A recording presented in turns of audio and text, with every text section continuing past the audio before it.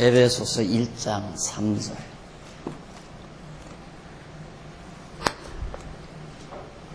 찬송하리로다 하나님 곧 우리 주 예수 그리스도의 아버지께서 그리스도 안에서 하늘에 속한 모든 신령한 복으로 우리에게 복 주시되 곧 창세전에 그리스도 안에서 우리를 택하사 우리로 사랑 안에서 그 앞에 거룩하고 흠이 없게 하시려고 그 기쁘신 뜻대로 우리를 예정하사 예수 그리스도로 말미암아 자기의 아들들이 되게 하셨으니 이는 그의 사랑하시는 자 안에서 우리에게 거저 주시는 바 그 은혜의 영광을 찬미하게 하려는 것이라.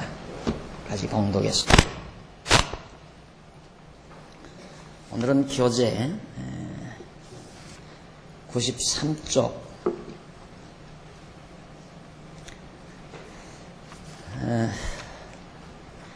죄와 은혜에 대한 목차를 보시면 죄와 관계없는 은혜가 있고 그 다음 죄와 관계 있는 은혜가 있고, 그래서 죄와 은혜와의 관계를 결론적으로 말해 드립니다. 앞으로 여러분들과 함께 나눌 이야기는, 말씀 내용은 죄와 은혜에 대한 내용입니다.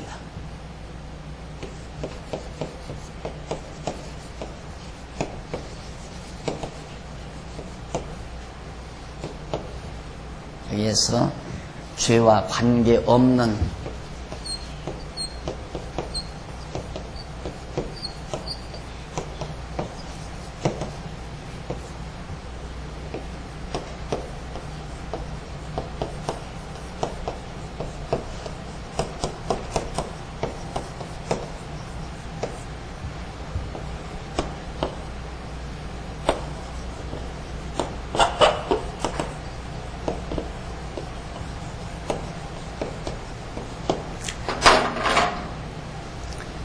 일단 우리가 은혜라고 하는 걸 정확하게 알기 위해서는 죄와 은혜와의 관계를 이제 정리하는데, 죄와 아무 관계없는 은혜가 있어요. 죄와 관계가 없는 은혜.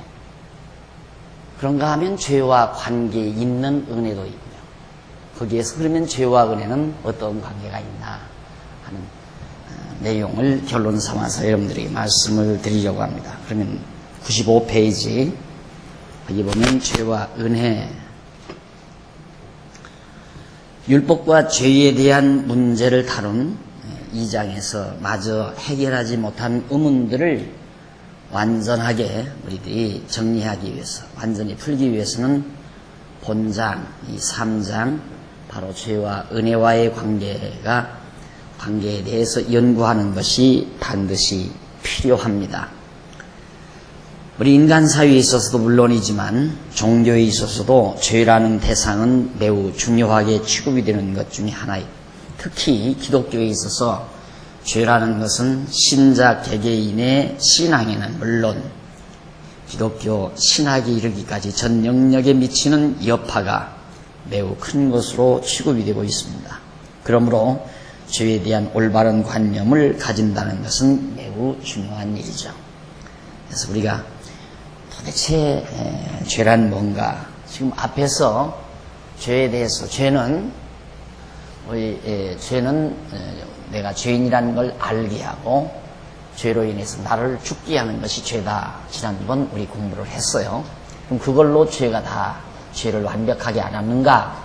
그게 아니다 이 말이죠. 아직도 죄가 무엇인가를 이해하려면 더 좀 우리들이 내용을 더 파악하고 연구가 더 필요하다, 그런 얘기예요. 무엇과 관계에서? 은혜와의 관계에서, 은혜와의 관계에서 죄에 대하여 우리는 이해를 해야 될 필요성이 있습니다. 그러니까 우리가 어떤 개념이든지 그렇습니다. 어떤 개념이든지 그 대상에 따라서 그 개념에 대한 이해가 달라지죠. 자꾸만 개념에 대한 이해가, 예를 들면 사랑하면 동생과의 관계에 있을 때는 형제애죠. 형과의 관계에서도 형제애고, 친구와의 관계에서는 우정이에요. 사랑하면. 이성 간의 관계에서는 바로 이성적인 사랑을 말하는 거고, 사랑한다고 해서 동생, 형제들 간에 형제를 대상으로 한 사랑을 이해했다고 해서 사랑에 대해서 완벽하게 안 게 아니라 이 말이죠. 마찬가지로 죄도 그렇다. 앞에서 우리는 율법과의 관계에서 죄를 생각해 본 거예요. 율법과 관계에서. 그래서 율법 아래서의 죄는 우리가 죄인을 깨닫게 하고 우리를 죽이는 것이다. 죄는 우리를 죽이게 하는 것. 율법이 바로 우리를 죄인 되게 해서 죽이게 했던 것이다 하는 차원에서 율법과 관계 있는 죄도 있었고 율법과 관계가 없는 죄도 있었습니다. 그러면 특히 이제 종교가 다루는 것이 대부분 죄 문제에 대해서 다루거든요. 종교, 이 죄 문제를 종교가 다 어떤 종교나 다 죄 문제를 다루고요. 불교도 물론 이제 이 속세를 떠난다는 것은 죄를 좀 벗어나 해탈하려고 하는 그거거든요. 죄를 해탈하고자 하는 것. 또 유교도 도덕을 내세우는 것은 바로 도덕분자, 의인을 만들려고 하는 의도죠. 죄를 떠난 의인을 만들려고 하는 그런 의도. 근데 그렇기 때문에 사람들이 기독교도 이 죄라고 하는 것과 관계해서 기독교는 죄를 해결해 주는 종교다. 이렇게 생각을 하는 거예요. 그래서 가장 중요한 이슈가 죄라고 생각하는 거죠. 이 기독교도. 당신 죄 짓고 지옥 간다. 그러니까 당신 죄를 해결하는 건 예수밖에 없다. 그러니 예수 믿고 죄를 정리해서 천국 가라. 그게 기독교로 알고 있다 이 말이에요. 대부분의 많은 사람들이 또 기독교 교사들이. 그러나 정말 그런가? 기독교라는 것이 그런 차원의 것인가? 이것이 바로 이 주제에서 우리가 구체적으로 정리해야 될 중요한 과제입니다. 밑에서 첫째 줄바꾼데 이제 읽어드리지 말고 죄의 본질적인 속성 및 내용 그리고 필요성 등을 율법과 관련을 지어 앞장에서 우리는 다 진술을 했어요. 본장에서는 은혜의 본질적 속성 및 목적 등을 죄와 관련을 해서 즉 은혜의 본질이 무엇이고 은혜는 어떠한 속성을 지니고 있는가 그리고 그 은혜의 목적은 도대체 뭔가 이것 등을 무엇과 관련해서 이 죄와 관련해서 생각해보자 이 말이죠. 은혜의 본질, 속성, 목적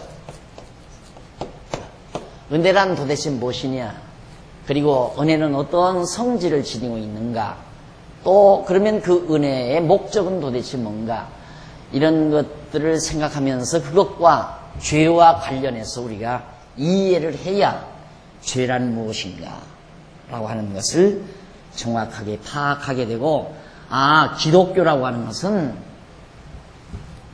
죄 지은 사람이 예수 믿고 죄나 해결하는 게 기독교라는 것이 아니로구나. 물론 그런 부분이 있어요. 지엽적인 하나의 섭리 방법에 속하는 거죠. 그건 하나의 방법이지. 방법. 하나님의 섭리 방법의 작은 한 분야지 그것이 기독교의 본질은 아니란 말입니다. 그러나 대부분의 지금 기독교 교사들이 기독교의 본질은 인간은 타락해서 죄졌다. 죄인이다. 그러니까 죄인은 지옥 간다. 그러니까 지옥 안 가려면 예수 믿고 죄 용서 안 받고 천국 가야 된다. 이거거든요. 그거이 바로 구속사라는 얘기예요. 그게 구속사 신학. 소위 그렇게 유명하다는 학자 하면 신학자 아닙니까? 학자 하면 신학자예요. 그래서 대부분 다 철학자들도 신학자에 속하다시피 그렇게 하죠. 유명한 학자는 대부분 다 신학자들인데 그들이 연구하는 기독교라는 것, 신학이라는 게 바로 이제 말한 대로 이런 죄인이다. 그러니 예수 믿고 죄 용서 안 받고 지옥 가지 말고 천국 가야 된다. 이게 이제 구속사 신학 책이라 이 말입니다. 그걸 가지고 어떻게 문제가 해결되겠어요? 안 그래요? 그걸 가지고 우리 인간에게 잡다한 아주 복잡하고 잡다한 많은 문제들, 관념상의 문제들을 어떻게 정리해서 머리를 깨끗하게 정리하고 살 수가 있겠는가? 사람이란 머릿속에 의문이 들어있으면 스트레스를 받는 거거든요. 그러니까 사람이 우직스러워지는 이유가 자꾸 생각하면 스트레스를 받으니까 그래서 생각하기를 싫어해요. 그것이 현대인이에요. 자꾸 생각하게 되면 스트레스를 받아요. 그러니까 생각 안 하고 머리 안 쓴다 이 말이죠. 머리 안 쓰고는 뭐냐? 감정대로 살자. 본성, 이 감성대로 살자. 그래서 지금은 IQ 높은 것보다 EQ가 높아야 된다 그러잖아요. EQ. 그래서 감성 지수가 높아야 성공을 한다. IQ 높아가지고 뭐 한시를 달달달달 수백 개씩 외우고 영어 단어를 수천 개, 수만 개씩 막 외워대는 그런 IQ 지수는 그건 이제 아니다 이거예요. 그런 세상은 아니다. IQ는 낮더라도 EQ, 바로 감성 지수가 높아야 된다 하는 이유가 아무리 IQ 높으면 뭐예요? IQ가 높으면 높을수록 이게 많아지는 거예요. 이게 많아져요. 그러니까 아이들 여러분 길러보지만 벌써 여기에 눈 뜨고 뭔가 아장아장 걷기 시작해서 엄마 품 떠나기 시작하면 엄마 품에서 좀 떠날 만하면 왜 그렇게 묻는 게 많아요. 애기들의 말이 제일 먼저 엄마 아빠 소리 나면 뭐야? 왜 그래? 뭐야? 이거예요. 어려서부터. 그런데 그게 이제 어려서부터 쫙 풀리면 얼마나 영재가 되겠어요. 영특한 아이가. 정말 굉장한 아이가 되는 거죠. 뭐야 할 때마다 그 뭐야에 대한 해답을 어려서부터 하나하나 잘 정리하고 산다면 그 머리 대단한 머리죠. 그러니까 유대인들이 머리가 좋다는 이유는 걔들 하나님 중심으로 해답 없는 게 없잖아요. 다 하나님이 그렇게 하게 하셨다 이거. 어려서부터. 그래서 그렇게 머리가 좋은 거예요. 유대인 머리가. 그러나 유대인이 아닌 무신론자들은 물으면 조금만 묻고 들어가면 그런 건 몰라도 돼. 나도 몰라. 이래버리니까 아이가 머리가 둔해질 수밖에 없고 스트레스를 받게 되고 그 다음 더 공부할 마음이 없는 거고요. 이것이 이제 인간의 모습인데 인간들은 그처럼 알려고 하는 죄란 무엇인가 이걸 아무리 알려고 해도 해답이 안 떨어져요. 목적이 무엇인가도 모르겠고 그래서 결국은 이런 문제들을 정확하게 우리들이 깨닫고 정리를 할 때 머리가 깨끗해지고 깨끗한 머리를 청명하다고 하는 거고 명석하다고 그렇게 말하는 겁니다. 그래서 본장에서는 은혜의 본질적 속성 및 목적 등을 죄와 관련지어 진술하려고 하는데 그 진술 과정은 먼저 죄와 관계없는 은혜에 대해서 죄와 관계없는 은혜에 대해서 진술한 다음 죄와 관계 있는 은혜에 대해서 진술한다. 이렇게 말했죠. 관계 없는 은혜, 관계 있는 은혜. 그 다음 마지막으로 죄와 은혜와의 관계가 어떠한 것인가를 알아보는 순서로 진술하고자 한다. 이 같은 진술 방법을 취하는 데는 나름대로의 이유가 분명히 있습니다. 그것은 죄에 대해서나 은혜에 대한 본질적인 이해는 하나하나 개체적으로 이해하는 것보다는 서로 관련을 지어서 구조적으로 이해하는 것이 효과적이기 때문이다. 무슨 얘기냐? 아까 내가 설명드렸죠? 그냥 사랑이란 뭔가 했을 때 사랑은 형제와의 관련해서 이해할 때는 이게 사랑이다 라고 설명을 해줘야 되고 친구와의 관련했을 때는 이게 사랑이다. 제자나 사제 간에 관련했을 때는 이런 것이 사랑이다. 이성 간의 사랑은 이런 것이다 하고 대상과 관련지어서 설명해야 그 사랑의 본질을 옳게 포괄적으로 입체적으로 구조적으로 다 이해할 수 있다. 마찬가지로 죄라고 하는 것도 은혜와의 관련지어서 또 율법과 관련지어서 이 죄를 그래서 율법과 죄 그리고 은혜거든요. 그러니까 결국은 이 죄라고 하는 것이 핵심 내용이 되죠. 따지고 보면 죄라고 하는 문제가 그렇지만 핵심 내용이면서도 그것이 은혜 되게 만드는 거고 또 율법의 용도를 분명히 해주는 것이 죄에 대한 이해입니다.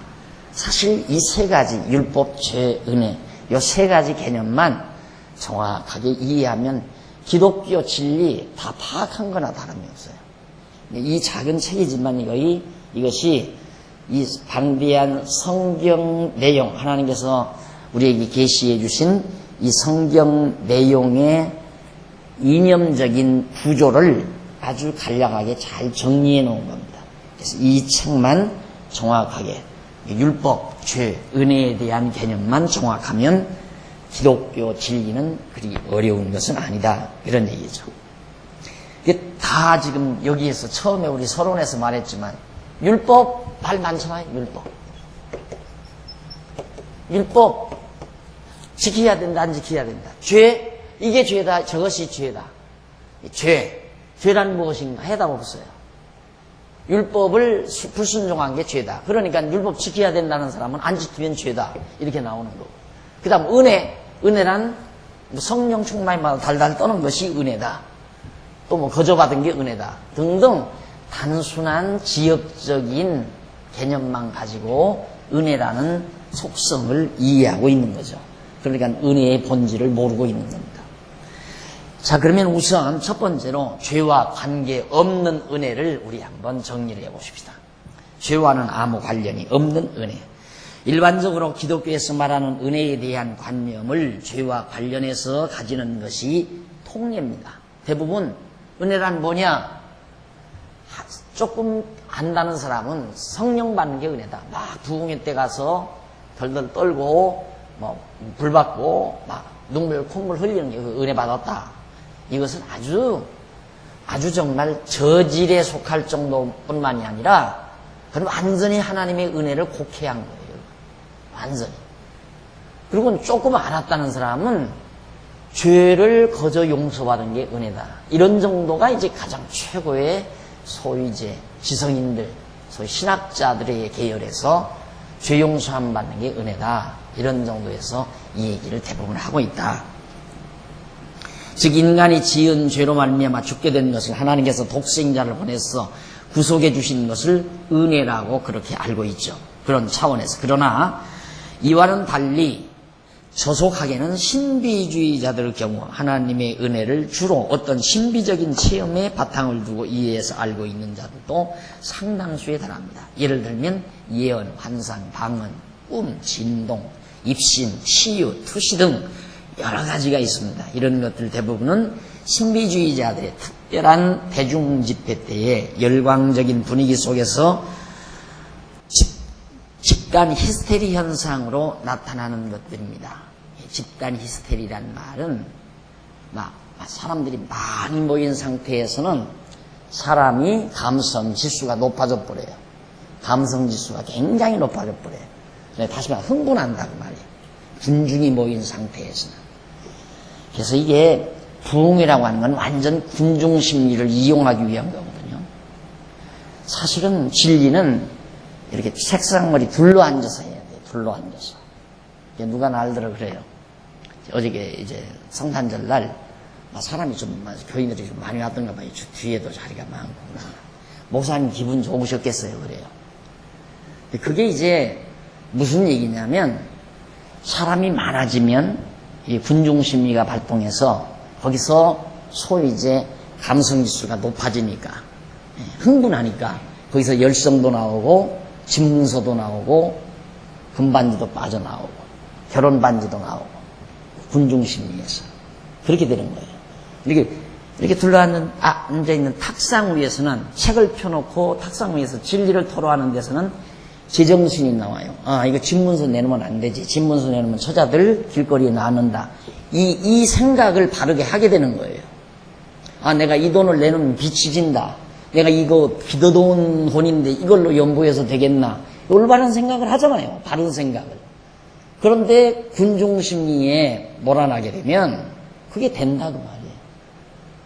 지금 막 빚 갚을 돈 은행에서 내가지고 들어왔는데 부흥에 참석해가지고 난 그 돈 내놨다. 그게 대단한 믿음인 줄 안다고 말이에요. 빚 갚으려고 지금 100만 원 빚을 얻어왔는데 부흥 강사의 말에 그냥 자기 감성지수가 높아 흥분해가지고 연보한다니까 건축연보에 100만 원 내놓고 말았다 이 말이에요. 그런 것들이 다 집단 히스테리라고 하는 거예요. 그런 작용들. 여러분, 저는 그걸 20대 초반, 10대 후반, 20대 초반에 그걸 판별을 했어요. 그 사실을. 저도 그러고 했고 또 그 당시에. 소위 처음에는 이제 10대 후반에는 그 주일학교 여름 성경학교 강사라고 해서 그때는 강사를 초빙어잖아요. 주일학교에서 이제 여름 성경학교 때. 근데 이제 강사로 나가기도 하다가 거기서 이제 작년부 강사로 내가 또 다니기도 했어요. 그러다가 20대 초반에는 아예 주강사로 전국 무대로 이렇게 뛰기 시작해요. 그런 집단 속에서. 그래서 이제 그 속에서 제가 이게 완전히 이건 성령의 역사도 아니고 이건 정말 진리에 대한 확신에서 나오는 게 아니라 완전히 무식대중들을 모아놓고 정말 인간들의 감정을 흥분시켜서 이끌어가는 솔직히 말하면 사기 행각이죠. 사기 행각. 그래서 이건 아니다. 그래가지고 한자라도 가르치는 것이 중요하다 해서 이제 제가 농촌운동, 계몽운동으로 나선 이유가 바로 23살에 학교 졸업하고 계몽운동 나선 이유가 가르쳐야 된다. 진리는 교육으로 전달되어지는 것이지 교육이 아닌 그런 감성으로 전달되는 건 아니다. 바로 이런 걸 얘기하는 집단 히스테리. 사람이 제일 약해지는 겁니다. 군중 속에서 인간이 제일 약해져요. 그러니까 연예인들이 바로 그런 데 놀아는 겁니다. 군중 앞에서 완전히 자기가 붕 떠버리는 거 아니에요. 이게 군중을 떠나면 못 사는 거예요. 그 사람들은 허탈해서. 군중 떠나서는 못 사는 거라 이 말입니다. 그래서 이제 군중 속의 고독이란 말이 그런 의미에서도 나오는 얘기인데 사실 인간의 이 감성적인 작용을 갖다가 그걸 은혜라고 말하는 그런 우리 기독교의 모습이 좀 처절하기까지 한 거죠. 그래서 기독교 특별계시인 성경이 말하는 은혜는 그 의미가 매우 크고 넓으며 깊은 것이다. 이와 같은 은혜의 본질과 내용을 비롯해서 그 용도와 목적 등을 자세히 알아보기 위하여 먼저 죄와는 아무런 관계가 없는 은혜란 어떠한 것인가를 성경의 증언에 따라 하나하나 진술해 보려고 합니다. 자, 죄와 관계없는 은혜라면 죄가 없을 때, 죄라는 것이 존재하지 않았을 때 은혜가 있어야 되잖아요. 은혜가 돼야 되잖아요. 그러면 죄와 관계없는 은혜죠. 자, 그럼 뭐 얼마나 간단합니까? 여러분들 아마 아까 성경 제가 에베소서 읽었지만은 너무 간단해요. 조금 한번 읽어보고 하십시다. 창세 전에 베푸신 은혜다. 천지 만물을 창조하기 이전에 베푸신 은혜다.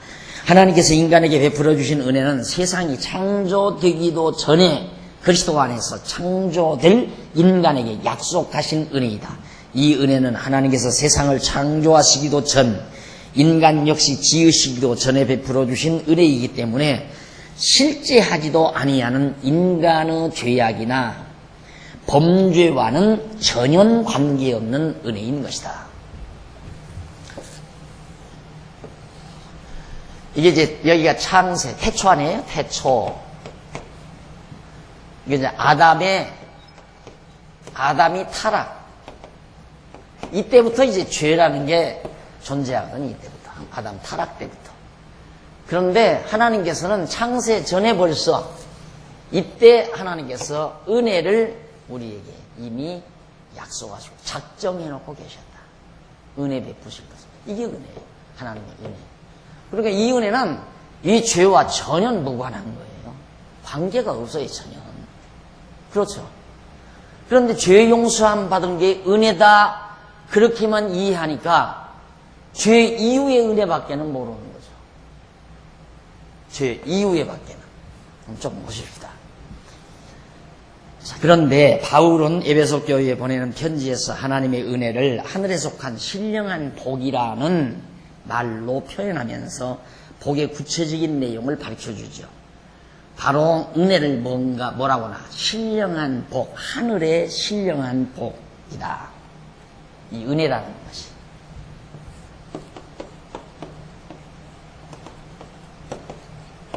은혜가 신령한 복이다. 근데 그 신령한 복은 뭔가? 바울은 기록하기를 찬송하리로다. 하나님 곧 우리 주 예수 그리스도 아버지께서 그리스도 안에서 하늘에 속한 모든 신령한 복으로 우리에게 복 주시되 하늘에 속한 신령한 복으로 우리에게 복을 주었는데 곧 뭐냐면 그것이 뭐냐면 창세전에 그리스도 안에서 우리를 택하사 선택했다. 택하사 우리로 사랑 안에서 그 앞에 거룩하고 흠이 없게 하시려고 그 기쁘신 뜻대로 예정하사 택하사 예정하사 창세전에 태초전에 선택해서 예정했다. 이것이 신령한 복이다 그 말이에요.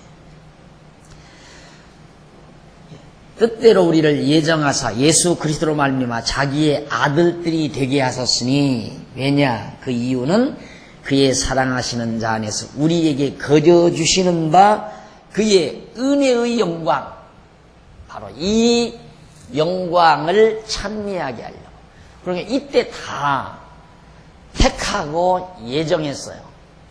그렇게 해서 예수 그리스도로 하여금 전부 흠없게 그렇게 다 하신 이유 그건 바로 이 죄가 있으니까 예수를 보낸 거 아니에요?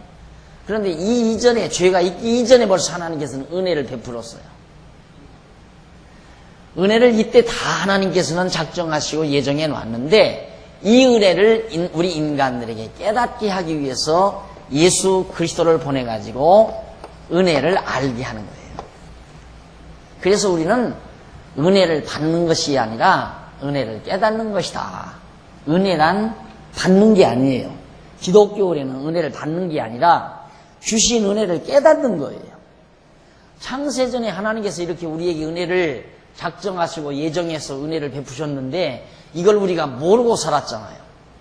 이것을 성경을 통해서 깨닫는 거라 이 말이에요.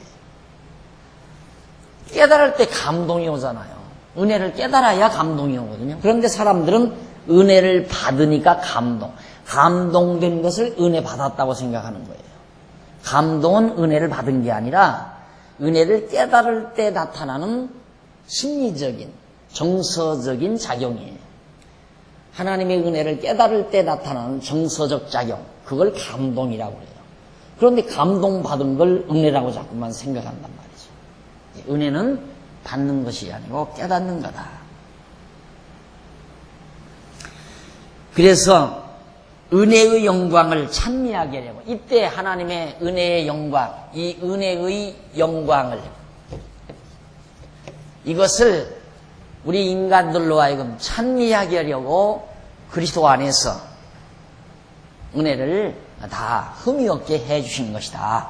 그 말입니다. 우리를 택하사 우리로 사랑 안에서 그 앞에 거룩하고 흠이 없게 하시려고 그 기쁘신 뜻대로 우리를 예정하사 예수 그리스도 말미암아 자기 아들들이 되게 한 것이다.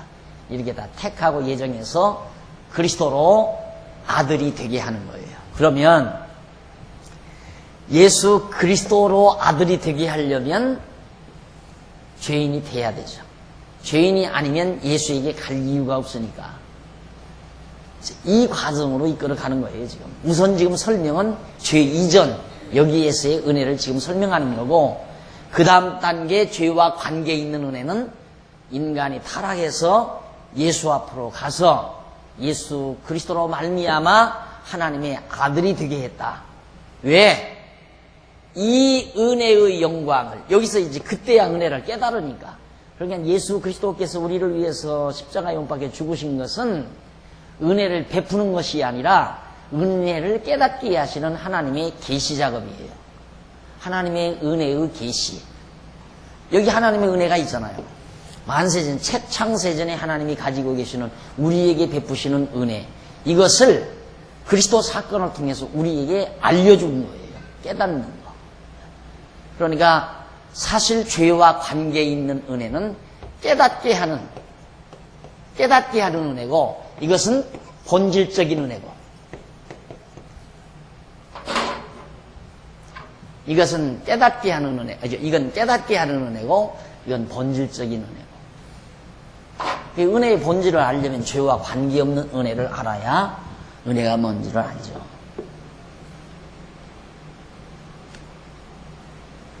이 내용은 인간의 죄와 전혀 관계가 없는 하나님의 은혜를 너무도 분명하게 표현해 주고 있다. 죄와 관계가 없는 은혜는 하나님의 영원한 언약이라고 표현해도 무방하다. 영원한 언약, 은혜가 하나님의 영원한 언약. 뭐에 대한 언약? 하나님의 자녀가 되는 언약. 우리는 하나님의 자녀가 영원전, 창세전, 태초전 이미 그때 다 하나님의 아들이 된 거예요. 하나님의 자녀가 다 된 거라고 말입니다. 그 하나님의 자녀가 된 것을 여기서 하나님의 자녀가 이미 다 되고 있는 그 자체가 여기에서는 드러난 거죠. 계시된 거라 이 말이에요. 그렇죠. 저기 있는 게 일로로 계시된 거랍니다. 어제 설교 듣잖아요. 말씀이 육신이 된 거다. 그 말은 하나님의 말씀이 계시된 거다. 그 말이에요. 그러듯이 하나님의 은혜가 여기 계시된 거예요. 이게 은혜가 아니에요. 은혜를 드러내는 계시 작업이지. 그리고 예수님께서 십자가에 못 박혀 죽으신 거, 아무 죄 없는 그리스도가 나와 여러분을 위해서 십자가에 못 박혀 죽으신 것은 하나님의 은혜를 깨닫게 하기 위한 하나님의 계시 작업이라 이 말입니다. 이래야 하나님의 은혜를 알죠. 하나님의 은혜가 뭔지를. 근데 그걸 자꾸만 소극적으로 생각하니까 예수님이 내 죄 용서해 준 게 은혜다 이런 차원에서만 생각하니까 바로 기독교의 진리에 대한 깊이가 아주 없게 되어지는 겁니다. 왜냐하면 왜 그것이 영원한 언약이라고 하는가? 왜냐하면 앞에서 바울이 언급한 하나님의 은혜로서의 하늘에 속한 신령한 복의 내용은 세상이 창조되기도 전에 하나님께서 당신 자신과 맺은 영원한 언약이 되기 때문이다. 이때는 언약을 말씀, 하나님 자신 말씀으로 계시던 때니까 하나님의 생각, 계획 하나님께서 이때는 누구한테 대상이 없잖아요. 언약의 대상이. 그러니까 하나님보다 높은 사람도 없고 그러니까 하나님이 하나님 자신과 맹세하는 거예요. 자신이 그거의 바로 계획이다. 계획. 내가 이렇게 해야 되겠다. 내가 스스로 맹세하는 거죠. 그렇죠? 계획이란 내가 나와 맹세하는 거예요. 나 내일은 출장 가야 되겠다. 이게 바로 내가 책상머리 앞에서 내일은 내가 출장을 가야 되겠다. 내가 나에게 맹세한 거예요. 내가 스스로 약속한 거라 이 말. 그걸 계획이라고 그러잖아요. 그러니까 하나님도 스스로 언약한 거예요. 영원전.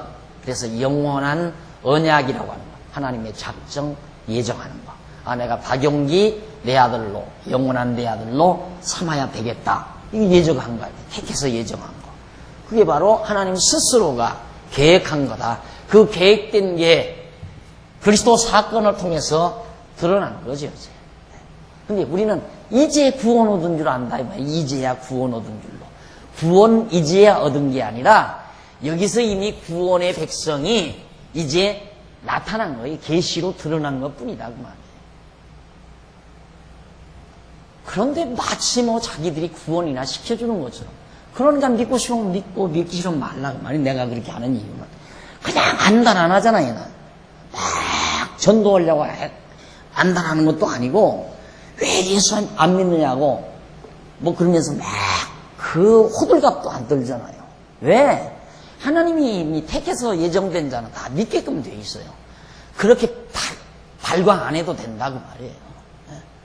믿기 싫으면 말라 그 말이에요. 교회 나오기 싫으면 말고. 그렇게 하는 이유가 어떤 사람은 배짱 좋게 그런다고 날도 배짱 부린다고. 그게 배짱이 아니에요. 저걸 알기 때문에 그런 거예요. 누가 믿으려서 믿나요?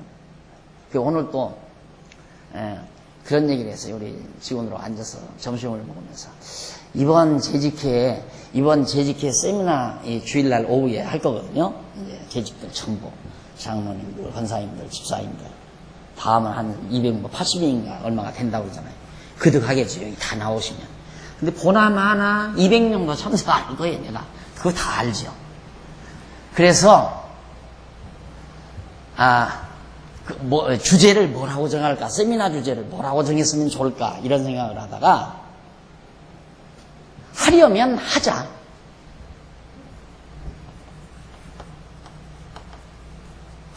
하려면 하자.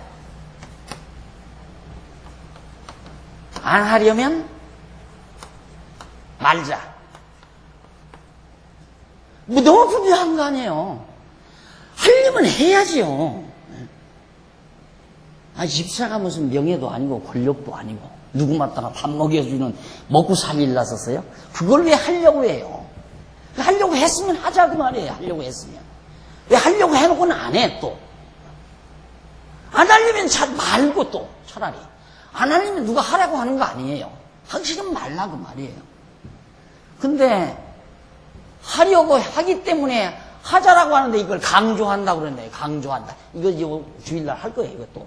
다음 주일날 미리 우리 들어주자고 이 말 하면서 지금 하는 얘기니까. 다 이 배경이 있어서 그런 거예요. 배경이 있어서. 장한중앙교회 안 망해요. 안 망한다 이 말입니다. 교인들 뭐 한 20명 나오면 망할 것 같아도 안 망해요. 절대. 수 적다고 해서 망하는 거 아니에요. 숫자 찾으면 내 여지껏 이런 식으로 목회 안 해요. 숫자 확보한다고 하는 이런 식으로 목회 안 하죠. 처음에 이거 지금 600석 해놓은 것도 나는 크게 생각해서 500석만 하자고 그러거든. 500석 했으면 지금 저런 자리 안 남죠. 저런 자리. 500석 더 이 책상도 좀 넓게 이것도 1m씩 지금 90cm 놨거든요. 앞자리와 뒷자리 90cm 놨어요. 근데 나 1m 딱 놓고 책상을 10cm 1m 놓으면 10cm 더 넓힐 수 있잖아요. 지금보다 한 번 10cm를 딱 놓아보세요. 국회의원 좌석이나 비슷해요. 내가 국회의사당 이렇게 책상 보니까 이 책상보다 조금 넓은 거 같더라고요. 너무 그냥 그 일주일 내내 피곤하게 일하고 오셔서 편안하게 공부하실 수 있도록 좀 널찍 이렇게 해서 좀 사람 대우 좀 받고 그러기 위해서 그렇게 하려고 했더니 아니네. 700석은 해왔나요? 700석. 그래서 결국 중간선 600석을 지금 해놓은 거예요. 600석을. 내가 무슨 얘기 하려고 그러냐면 나 교인 끌어모으려고 하는 건 아니에요. 10사람을 가르쳐도 똑부러지게 가르치고 싶어서 그런 거지. 옳게 가르쳐야 전달이 되잖아요. 옳게 가르쳐야.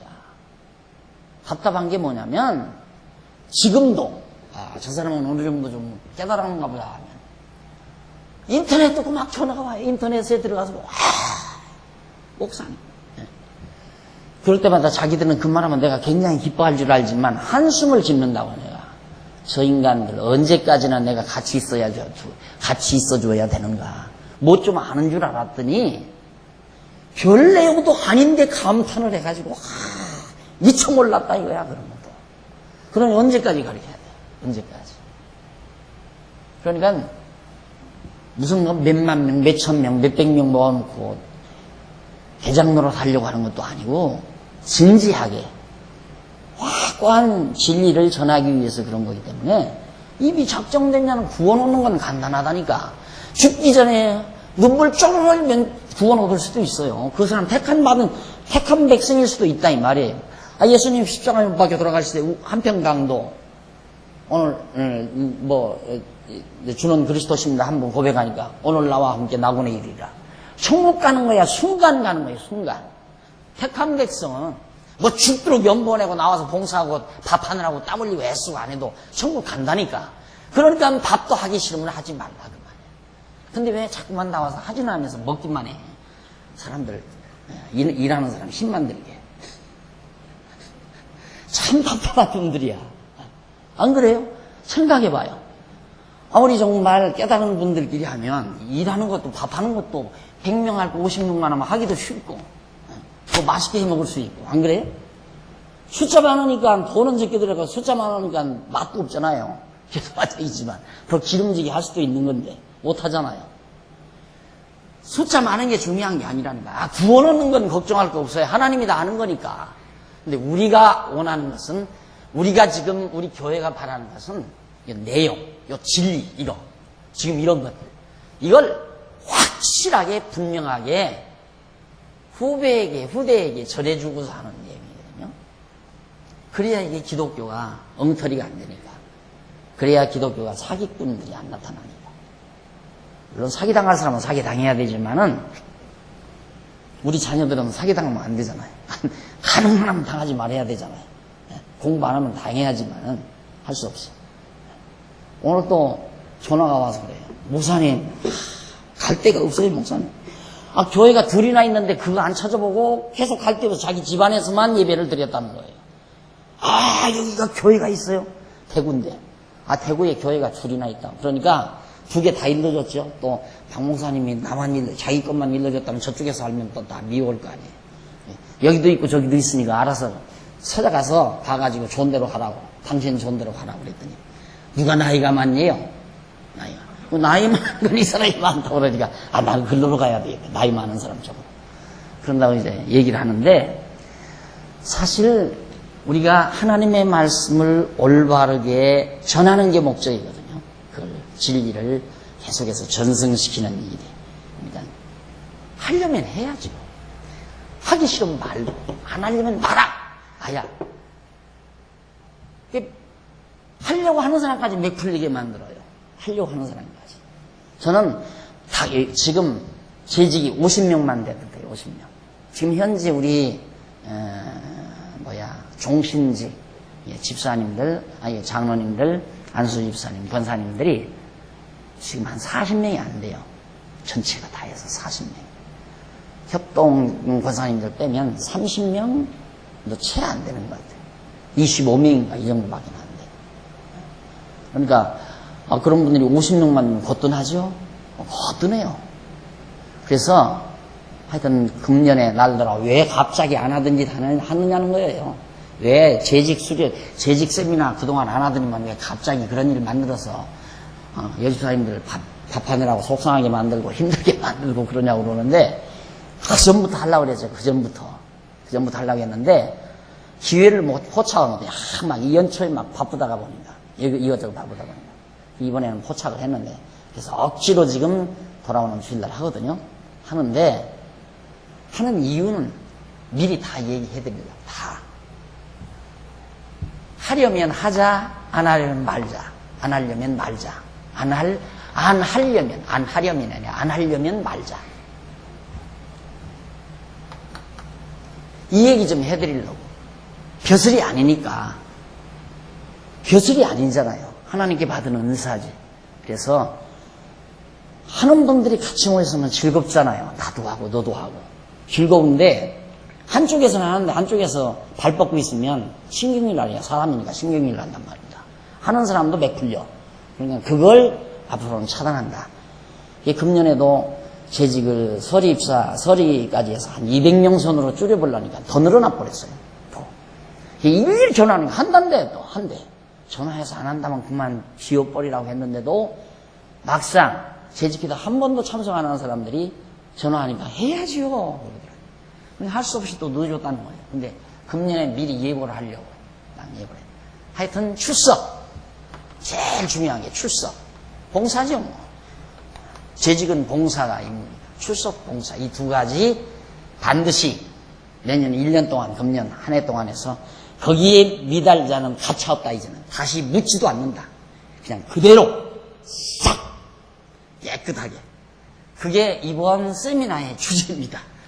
하려면 하자. 하려면 하자. 안 하려면 말자. 그렇게 해서 정말 숫자가 적어도 진리를 사랑하는 뜨거운 마음으로 똘똘 뭉쳐서 이쁘게 좀 교회를 하고 싶은 생각이 그것이 제 소신입니다. 여러분, 이유는 하나님께서 이렇게 다 택해서 예정된 자 있으니까 내가 그런다고 해서 다 뭐 지옥 가고 망한다면 내가 그러면 안 되죠. 내가 그런다고 해서도 지옥 가지 않아요. 걱정할 거 없어요. 하나님이 다 예정된 자, 자기 백성들을 다 찾으시니까. 그건 하나 걱정을. 교회 안 다니고도 죽을 때 그냥 잠깐, 나 예수 믿겠어요 하고 죽어도 할 수 있다니까요. 죽기 전에만 그리스도를 인정하게. 그렇게 쉬운 걸, 뭘 그렇게 복잡하게. 그래서 바로 창세 전에 예정해 놓으신 그런 하나님의 백성들을 하나님께서 찾으시는 역사, 바로 그것이 하나님의 은혜라는. 그래서 거기 지금 98페이지 위에서 7째 줄, 바울이 말하는 하늘에 속한 신령한 복으로서의 은혜의 내용은 성부 하나님께서 창세 전에, 잠깐 이따가 말았어요.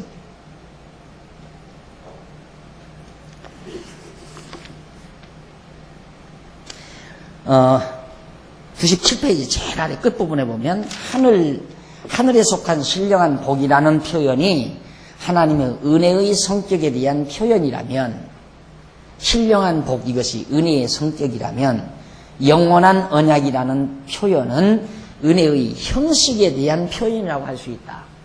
영원한 언약, 이것은 은혜의 표현, 이것이고, 은혜의 성격은 신령한 복, 이 신령한 복이 은혜의 성격이고, 그러니까 하나님의 은혜는 신령한 것이고 복, 거저주는 거예요.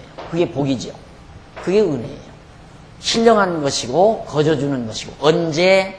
창세 전에 이 신령한 복이다. 어떤 방법으로? 영원한 언약으로. 영원한 언약으로. 그것이 은혜의 형식이라고 말할 수 있어요. 은혜의 형식. 그래서 히브리어에는 복이라는 베라카와 언약이라는 베리트의 두 단어가 어근을 같이 하고 있어서, 어근이 아니라 어두예요.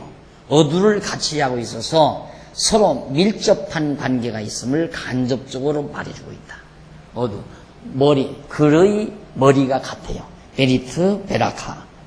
그래서 굉장히 관련성이 있어요. 이 언약과 복이라는 말이. 그러니까 언약은 하나님의 형식이고 복은 본질이고, 그래서 이 복을 하나님은 언약하신 것이다. 하나님의 언약의 내용이 이 복이다, 그 말이에요. 바울이 말하는 하늘에 속한 신령한 복으로서의 은혜의 내용은 성부 하나님께서 창세전에 그리스도 안에서 우리들을 택하여 예수 그리스도로 말미암아 자기 아들들이 되도록 기쁘신 뜻대로 예정하신 것, 이게 복이죠. 요약하면 창세전에 하나님의 아들로 예정된 것이 곧 은혜다. 즉 복이다, 그 말이에요. 이 같은 하나님의 은혜의 내용은 창세전에 이루어진 것이기 때문에 하나님만이 아시는 비밀로 표현되기도 한다. 이게 신비라고 그러죠. 그래서 신비, 신의 비밀, 신비, 하나님의 비밀이다. 뭐가? 이 신령한 복이 아무도 몰랐다, 그 말이에요. 그런데 이 복이 여기에서 다 감추어졌던 비밀이 드러난 거예요. 계시된 거다, 그 말입니다. 그렇죠. 여기에 감추어졌던, 하나님만이 알고 있었던, 왜? 하나님이 계획하고 있었던 거니까 하나님만이 알고 있었죠. 이 하나님만이 알고 있었던 하나님의 비밀이 이 사건을 통해서 드러난 거예요. 다. 그런데 우리는 이 사건 자체가 실제인 줄 알고 있어요.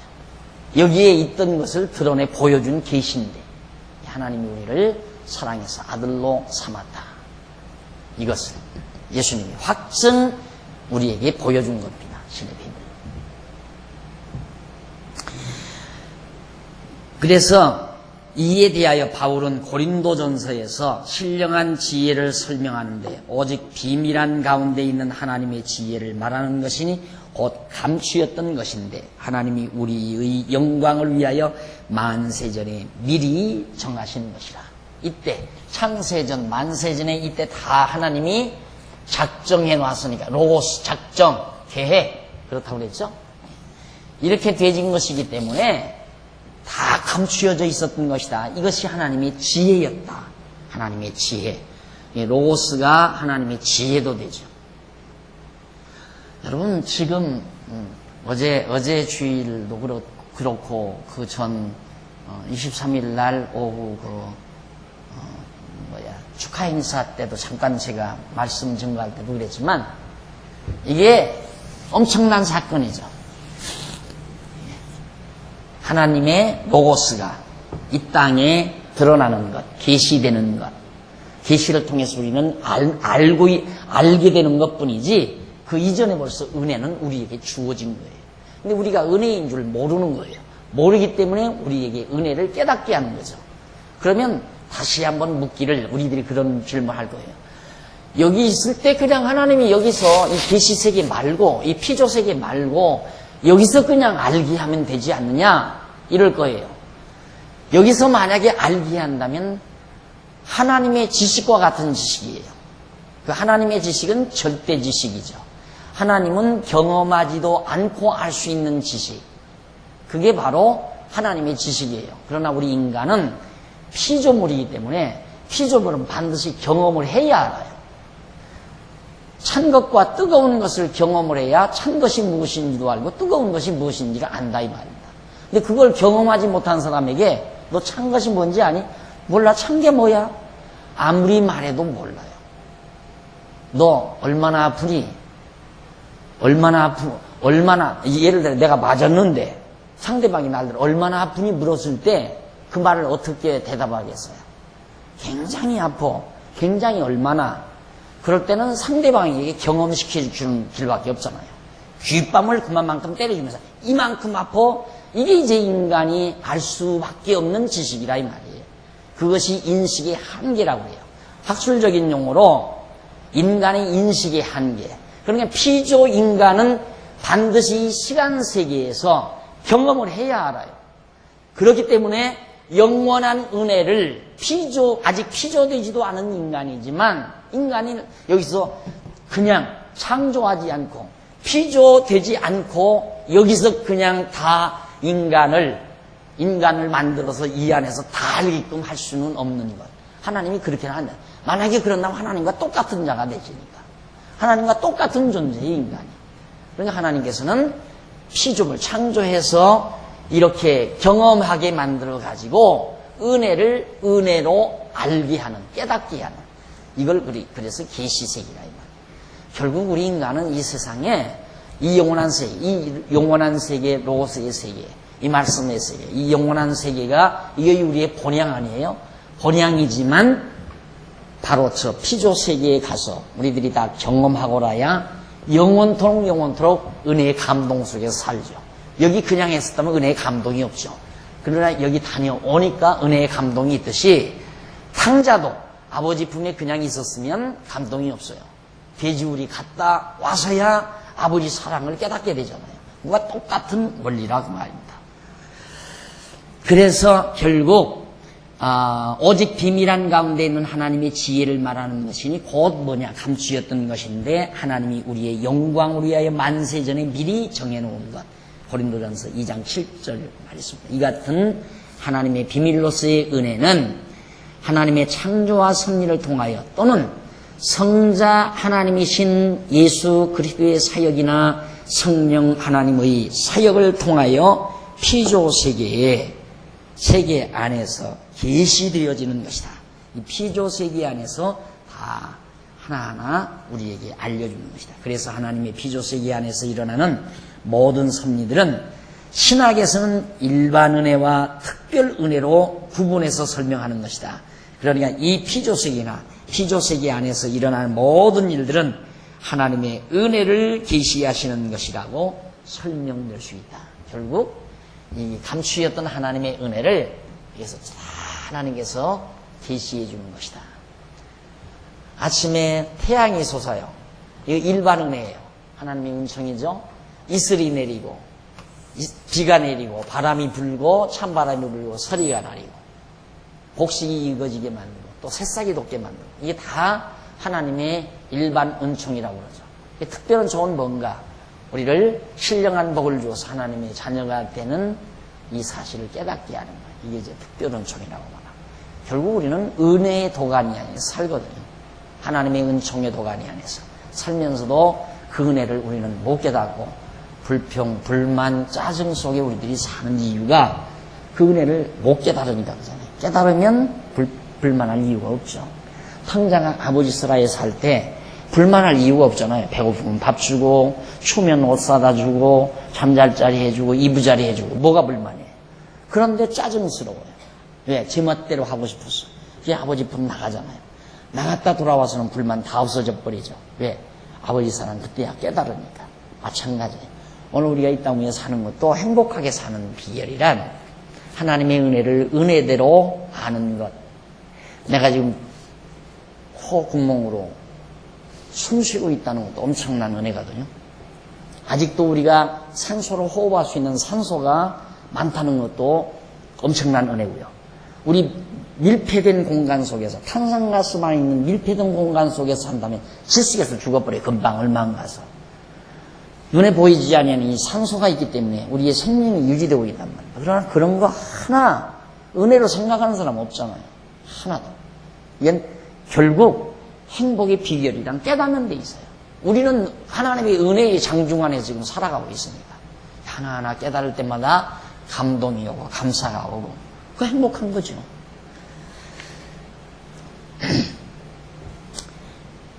그 다음 이제 이쪽 99페이지에 보면은 바울은 하나님의 은혜의 내용인 예정 섭리 내용이 성자 하나님이신 예수 그리스도의 사역을 통하여 계시되는 섭리에 대해 우리가 그리스도 안에서 그의 은혜의 풍성함을 따라 그의 피로 말미암아 구속 곧 죄 사함을 받았으니 이는 그가 모든 지혜와 총명으로 우리에게 넘치게 하사 그 뜻의 비밀을 우리에게 알리셨으니 곧 그 기쁘심을 따라 그리스도 안에서 때가 찬 경륜을 위하여 예정하신 것이 하늘에 있는 것이나 땅에 있는 것이 다 그리스도 안에서 통일되게 하려 함이니라.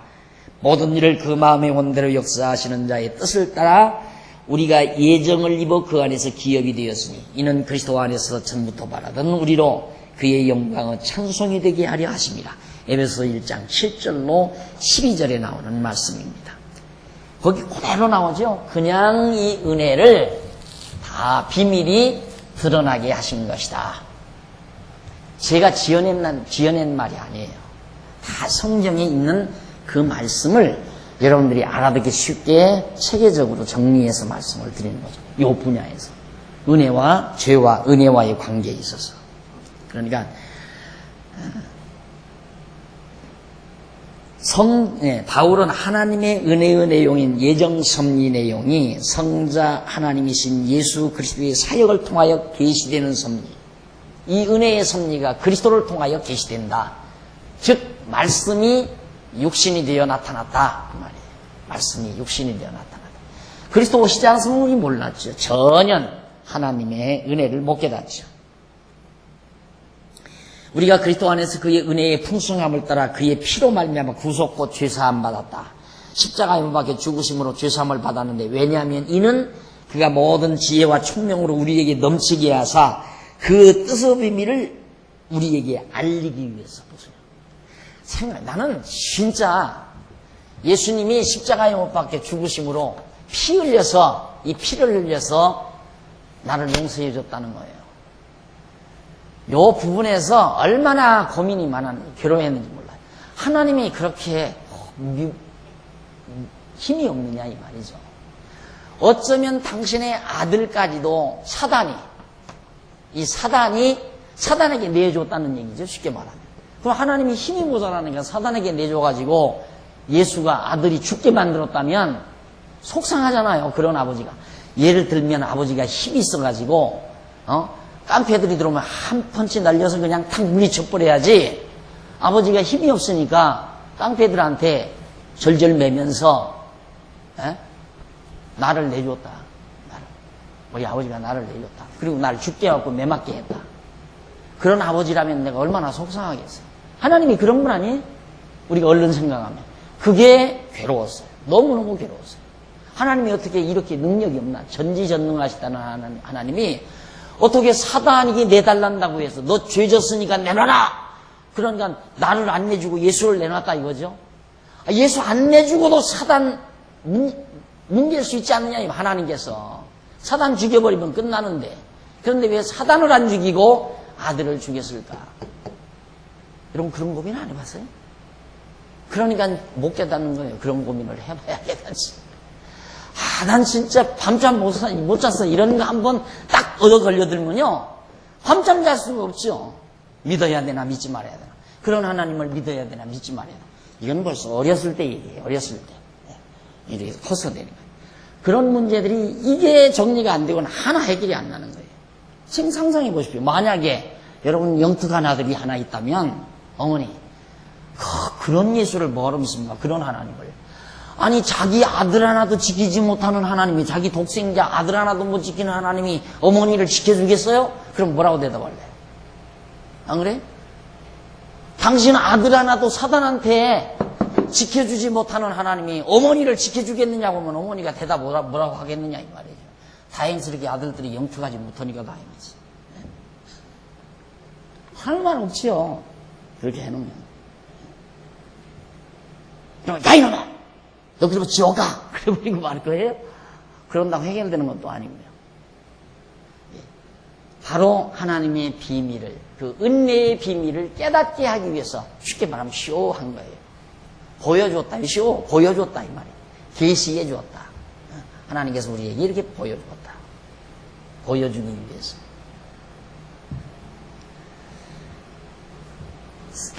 한번 생각해 보십시오. 이런 거 하나하나 한 대목 한 대목 확실히 이게 깨달아질 때 밥 안 먹어도 기뻤겠나 안 기뻤겠나. 너무너무 마음이 편안해지고요. 머리가 아주 가뿐해지고요. 상쾌해지고요.